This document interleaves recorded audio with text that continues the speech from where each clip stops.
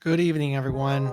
Welcome to my podcast. My name is Pedro Balanzaran, and I'm going to talk to you about how you can get into dental school and what I did in order for me to get in. So let's just start. So when I graduated in 2017 at the University of South Florida, and my GPA was not good. It was not a good GPA. It really wasn't. It was around a 2.5, 2.6 cumulative GPA, and my science GPA was about the same. Uh, and I did my DAT as soon as I graduated, which was not the traditional route, by the way. And I did not do well. I didn't do well at it. And then what ended up happening is that I needed to go ahead and sit down with an academic advisor and see what I need to do in order for me to get in. And I was really stuck in the rut. I was really depressed, not doing well. So then, after the admissions advisor and the academic advisor sat down and talked to me about what I can do in order to increase my chances of getting into dental school, I ended up redoing all the courses I got a C or lower in, and I included all my mainly the science courses and what they cared about. So I went ahead and I did that at the Florida International University in Miami, and I did that for a period of a year, and I got straight A's in those courses. And when I did that, I was able to get in contact with the admissions advisor for Nova Southeastern University's master's degree for biological sciences. It's like a bridge, like a bridge in order for me to get in from where I'm at to dental school. And or even applies the same way for medical school. So I know the most common route is to get a post baccalaureate. However, the post baccalaureate kind of increases your cumulative GPA, but just by a little bit, just by a tiny bit. But a master's degree and retaking those courses as a non-degree seeking student increases your chances even further. Okay, so I did that, and when I did that, I took the 1-year accelerated program at NSU in Fort Lauderdale, Florida, in Davie, and that was for a whole year. And it was basically the courses that you take in the first year of dental school or medical school, right? So that included your advanced biochemistry, your pharmacology, anatomy, physiology, pathophysiology, and so forth. So basically, when I did that, I submitted my application to dental schools. My dental school application, I submitted it early. I submitted it in October. I did my DAT again in December, and I got the score that I was needed to get. I was told that I needed to get like a 20 or 21, and I scored a 21 on the DAT as my academic average, and my total science and my PAT was around 19. When I did that, I submitted also my unofficial transcripts from NSU to NYU, which was my top choice for my dental school. And they gave me an interview for February. I got the interview for February. There was a part 1 of that interview, which basically was that it was that they really talked to you about what you did in your undergrad, your academics, how your performance was in your academics, how your performance was in your DAT, where you could have improved, what you could do better. But basically, for me, it was not like your standard questions, like why NYU, why you want to become a dentist, none of that. They really, the person that was interviewing me really grilled me on my academic performance, which is totally understandable. I can see that, and my DAT scores and everything from before, and basically told me that maybe I should apply another time, or maybe I should find a different career. So when that happened, it kind of really put me down. It really did. So I continued on to the second part of the interview. And from there, it kind of brightened me up because it kind of like was how you would fit in city life, how you would fit in New York life, you know? So when I did that, I um, basically shined bright right there in that second part of the interview. I did really well in that interview, that part, and it was pretty good for me. So then after that, there's like a Q&A session, and ask the questions. Don't be afraid to ask questions.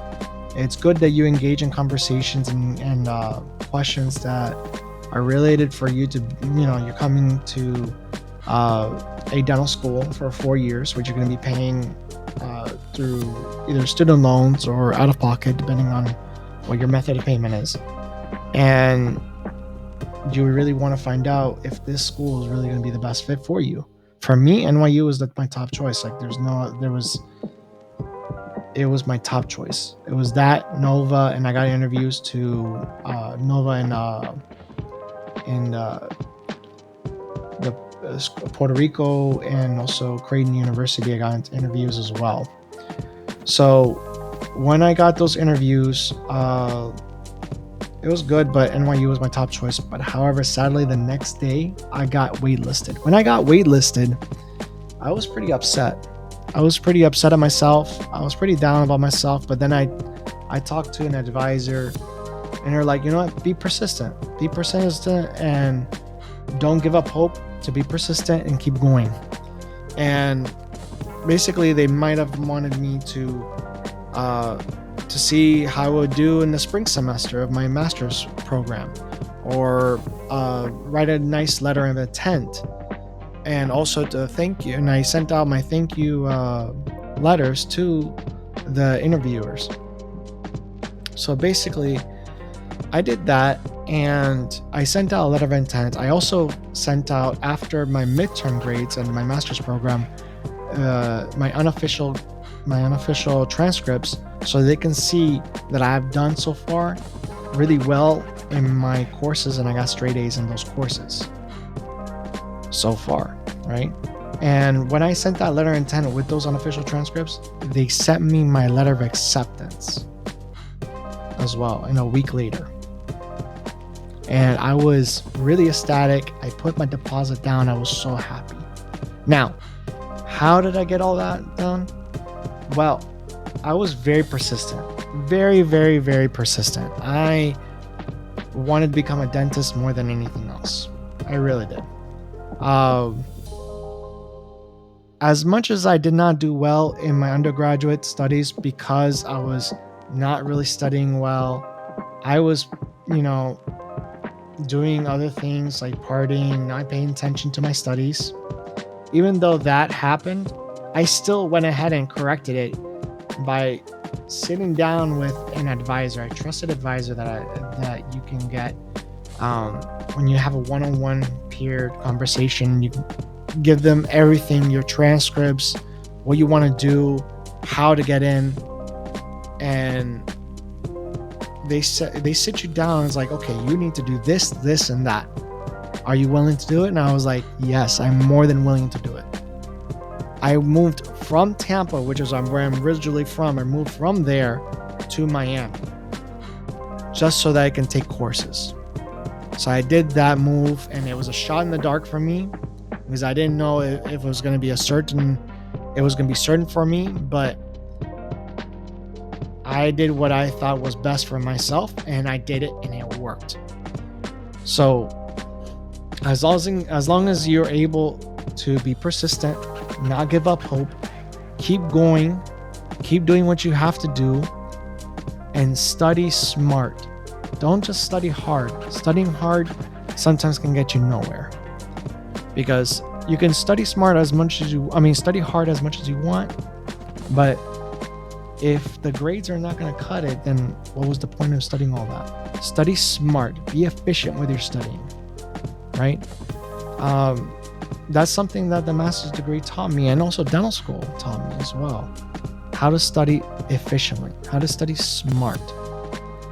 So, and I'm not one of those people who can just sit in a lecture one time and gather information like a photographic memory. I don't have that. I had to really study hard, really understand the material. I'm more of a visual learner, so I really had to study the material really well in a manner that suited me. People have different ways of doing it, and that's perfectly fine. But for me, it was different. So that's one of them. Also, for the DAT, I used DAT Bootcamp. To me, that was all I needed. I didn't need anything else but DAT Bootcamp, especially for the PAT section. I know a lot of people are like, well, you got to use this, and this, and that.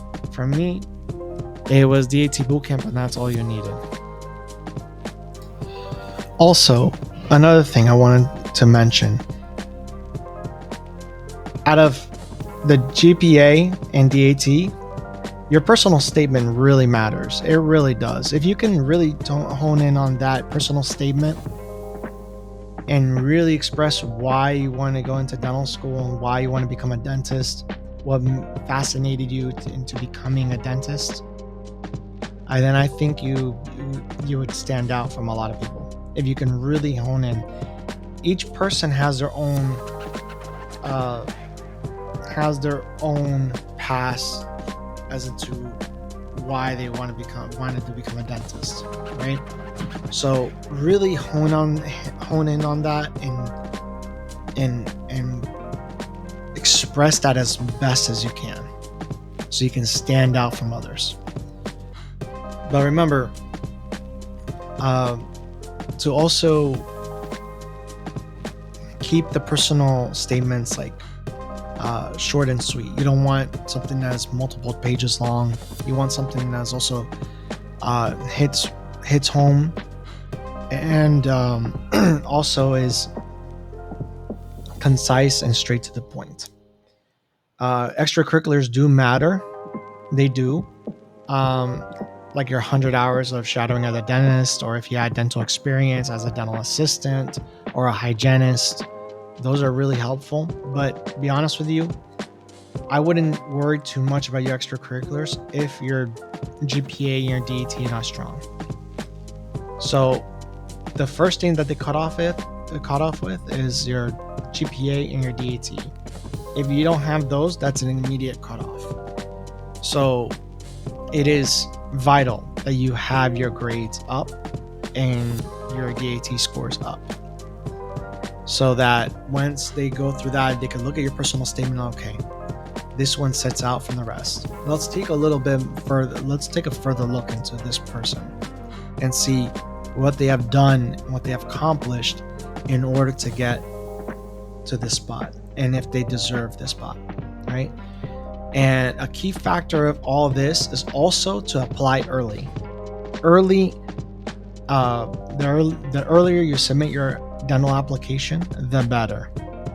The better the chances, the better to keep on communicating with them, and also the better to correct anything that they're asking for, and to submit any documents that they're asking for. Right? That's also that you can get interviews and also be able to get into dental school. So it's going to take time. It's going to take hard work. If you're one of those people like in my shoes that where I went through, believe me, if I could do it with a 2.5 GPA and get into dental school and thrive in dental school, then you surely can as well. You just have to be perseverant and correct your mistakes, but study hard and study smart. Study efficiently and be very perseverant in what you want to do. Not everybody wants to become a dentist. Not everybody. A lot of people believe they want to become a dentist, but in reality they don't. So you have to be really sure that you want to become a dentist in this profession. It's very labor intensive, very mentally exhausting, physically exhausting. So you really want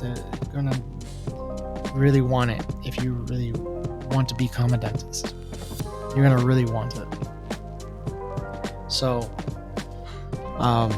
with that, please like and subscribe. And also the next podcast, I'm going to talk about how I navigated through dental school and how I got to where I'm at as now a fourth year student graduating in May. Good night and have a wonderful evening.